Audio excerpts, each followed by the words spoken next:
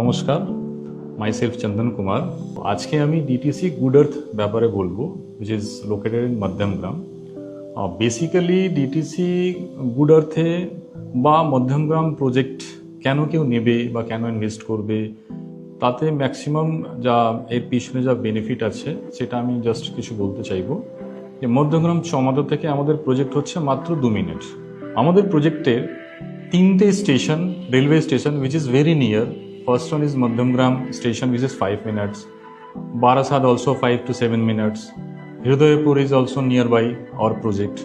Second term যেটা হচ্ছে সেটা হচ্ছে আমাদের এয়ারপোর্ট।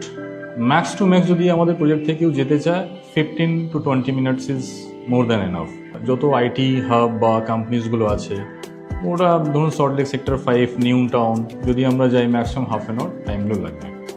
তো in that sense Madhyamgram good earth is a well connected place.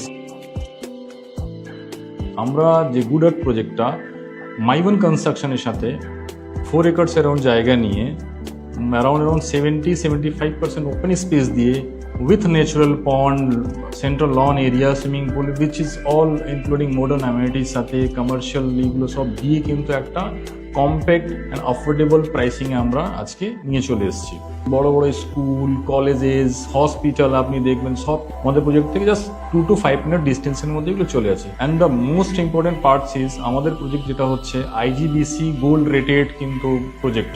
DTC itself a big brand right now. আমরা লাস্ট 40 ইয়ার্স লেগেসি নিয়ে চলছি।